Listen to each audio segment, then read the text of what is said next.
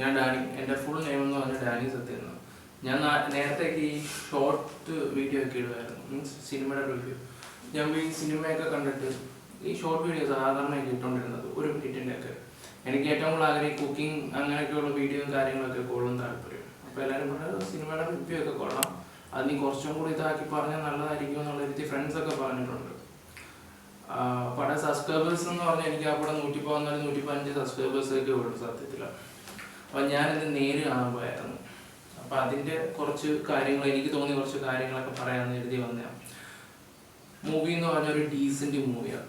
അതായത് ലൂസിഫറിന് ശേഷം ഞാൻ ശരിക്കും എൻജോയ് ചെയ്ത ലാലേട്ടൻ്റെ ഒരു നല്ലൊരു പടം. അതായത് ഒരു ക്ലാസ് പടം, ഒരു ട്വിസ്റ്റോ അങ്ങനെയുള്ള കാര്യങ്ങളൊന്നുമില്ല. ജിത്തു ജോസഫ് നമ്മുടെ ഒരു ഇൻ്റർവ്യൂ പറഞ്ഞ പോലെ തന്നെ എന്ന് വെച്ച് നിങ്ങൾ നിരാശയാവത്തുമില്ല. അത് ഞാൻ വിചാരിച്ച് ഈ കോർട്ട് പരിപാടി, അതായത് 80% കോർട്ടിലായി മൊത്തം.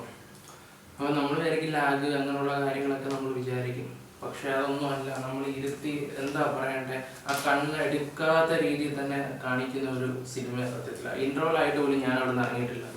സാധാരണ പോപ്കോൺ കാര്യങ്ങളൊക്കെ മേടിക്കാനൊക്കെ പോകും, പടം തുടങ്ങി ഒരു 5 മിനിറ്റ് ഒക്കെ കഴിഞ്ഞ സാധാരണ ഞാൻ അവിടെ തന്നെ ഇരുന്നത്. അപ്പോൾ നമുക്ക് റിവ്യൂലോട്ട് വരാം. മെയിൻ എന്ന് പറഞ്ഞാൽ നിങ്ങൾക്ക് ട്രെയിലർ കാണുമ്പോൾ തന്നെ ഈ സ്റ്റോറി നിങ്ങൾക്ക് ഏകദേശമൊക്കെ മനസ്സിലാവും എന്താ സംഭവം കാര്യങ്ങളൊക്കെ. അപ്പോൾ അതിൻ്റെ കഥാപാത്രത്തിൻ്റെ പേര് പറഞ്ഞാൽ അനശ്വര ഉണ്ടല്ലോ, നമ്മുടെ തണ്ണീർമത്തനല്ലേ. എനിക്ക് ആ കുട്ടീനെ ഒന്നും ഭയങ്കര ഇഷ്ടമൊന്നുമല്ലായിരുന്നു സത്യം പറയാമല്ലോ. അതിൻ്റെ പടം വരുവാണെങ്കിൽ ഞാൻ അങ്ങനെ കാണാറൊന്നുമില്ല, സ്കിപ്പ് ചെയ്ത് അല്ലെങ്കിൽ നമ്മൾ വിട്ട് കളയായിരുന്നു. പക്ഷേ ഈ പടം ഞാൻ കണ്ടപ്പോൾ സത്യം പറയാമല്ലോ ലാലേട്ടനെക്കാളും എത്രയോ മുകളിലാണ് അതൊക്കെ സ്കോർ ചെയ്തെന്ന് പറയണം. സത്യം പറഞ്ഞാൽ ലാലേട്ടനല്ല മാസ് എന്ന് പറയാൻ പറ്റിയ ചില ക്ലാസിക് എന്താ പറയുക ഐറ്റങ്ങളൊക്കെ ഉണ്ടല്ലോ, അത് ഈ കൊച്ചു തന്നെയാണ് സത്യം പറഞ്ഞാൽ സ്കോർ ചെയ്തത്. സത്യം പറഞ്ഞാൽ നമുക്ക് നിന്ന് കൈയടിക്കാൻ പറ്റുന്ന രീതിയിലാണ് ക്ലൈമാക്സിലൊക്കെ. പിന്നെ അതുപോലെ തന്നെ എടുത്തു പറയേണ്ട കഥാപാത്രം സിദ്ദിഖ്. പുള്ളി ഒരു ഓപ്പോസിറ്റ്, ലാലേട്ടൻ്റെ ഓപ്പോസിറ്റ് നിൽക്കുന്ന ഒരാളായിട്ടാണ് വരുന്നത്. പക്ഷെ പുള്ളിയുടെ ഓരോ പെർഫോമൻസ് ചിലപ്പോൾ നമുക്ക് രണ്ടെണ്ണം പൊട്ടിക്കാൻ പോലെ തോന്നുന്നൊരു രീതിയിലാണ് പുള്ളിയുടെ അഭിനയവും കാര്യങ്ങളൊക്കെ. പിന്നെ അതുപോലെ തന്നെ എടുത്തു പറയാനുള്ള ഒരു കഥാപാത്രം നമ്മുടെ ജഗദീഷിൻ്റെ കാര്യം. അയാൾ അത്ര സിമ്പിളായിട്ടാണ് അറിയോ ഈ ഒരു റോൾ ചെയ്തേക്കെന്ന് വെച്ചാൽ നമുക്ക് ഇഷ്ടപ്പെട്ടു.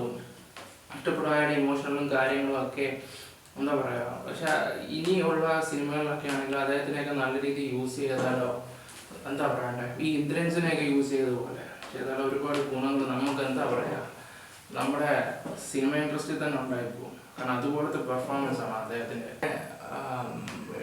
വേറൊരു കഥാപാത്രം എന്ന് പറഞ്ഞാൽ ശാന്തി മഹാദേവി, നമ്മുടെ ദൃശ്യത്തിനകത്ത് അഡ്വക്കേറ്റായിട്ട് വരുന്നുണ്ട്. അവർ നല്ല പെർഫോമൻസ് ആയിരുന്നു. പിന്നെ പ്രിയാമണി ഓക്കെ, അവരൊക്കെ അത്യാവശ്യം സ്കോർ ചെയ്തിട്ടുണ്ടായിരുന്നു. പിന്നെ മെയിനായിട്ട് പിന്നെ നമ്മുടെ ലാലേട്ടൻ, അദ്ദേഹം പിന്നെ എന്താ പറയുക, അദ്ദേഹത്തിൻ്റെ തിരിച്ചു വരവാന്നൊന്നും പറയേണ്ട ആവശ്യമൊന്നുമില്ല. അദ്ദേഹം എങ്ങും പോയിട്ടില്ല, ഇവിടെ തന്നെ ഉണ്ട്. പിന്നെ ഈ പടം നല്ല ഹിറ്റായിട്ട് അടുത്ത പടം ഒന്ന് ഫ്ലോപ്പ് ആയി കഴിഞ്ഞാൽ അടുത്ത ഇൻ്റർവ്യൂവിലും മീൻസ് അതിൻ്റെ അടുത്ത പടം ഇറങ്ങുവാണെങ്കിൽ ആൾക്കാർ പറയും ലാലേട്ടൻ്റെ തിരിച്ചു വരവാണ്. ഇത് വർഷങ്ങൾ കൊണ്ട് കേൾക്കുകയാണ് ഇങ്ങനെ തിരിച്ചു വരവാണ്, ലാലേട്ടൻ്റെ തിരിച്ചു വരവാണെന്നൊക്കെ. അദ്ദേഹം എങ്ങും പോയിട്ടില്ല, ഇവിടെ തന്നെ ഉണ്ട്. അതുകൊണ്ട് ലാലേട്ടൻ്റെ തിരിച്ചു വരവും അഭിനയത്തിനെ കുറിച്ച് ഇവിടെ ആരും പറയുമൊന്നും വേണ്ട. അപ്പോൾ ഈ പടം നിങ്ങൾ എന്തായാലും വീട്ടിലെ കുട്ടികളൊക്കെ ആയിട്ട് പോയി കാണേണ്ട ഒരു മൂവിയാണ്. അതുപോലാണ് ഈ പടം ജിത്തു ജോസഫ് എടുത്തു വെച്ചിരിക്കുന്നത്. പിന്നെ നമ്മുടെ ദൃശ്യത്തിനകത്തെ പോലെ കുറച്ച് സീനും കാര്യങ്ങളൊക്കെ ഉണ്ട്. മീൻസ് ആ കുട്ടിക്ക് കുറേ കാര്യങ്ങളൊക്കെ പറഞ്ഞു കൊടുക്കുന്നുണ്ട് ദൃശ്യത്തിന്. അപ്പോൾ ഈ പടം കാണുമ്പോൾ നിങ്ങൾക്ക് അത് മനസ്സിലാവും. അപ്പോൾ കുറച്ചൊക്കെ എനിക്ക് അതുമായിട്ടൊക്കെ ഒന്ന് കണക്ട് ചെയ്യുകയൊക്കെ ചെയ്തായിരുന്നു. അപ്പം എൻ്റെ റിവ്യൂ ഇത്രയൊക്കെ ഉള്ളൂ. അപ്പം അടുത്ത വട്ടം ഞാൻ വരാൻ നല്ല രീതിയിൽ നല്ല റിവ്യൂ ഒക്കെ ആയിട്ട്. അപ്പോൾ എന്തെങ്കിലും പോരായ്മയും കാര്യങ്ങളൊക്കെ ഉണ്ടെങ്കിൽ നിങ്ങൾ കമൻറ്റ് എന്തെങ്കിലുമൊക്കെ ചെയ്താൽ മാത്രം മതി. അപ്പോൾ ഞാൻ ആദ്യമായിട്ട് ഇത്ര ലോങ് ആയിട്ട് എടുക്കുന്നത്. അപ്പം എന്താ പറയുക, ലാലേട്ടൻ വേറെ ലെവൽ തന്നെ.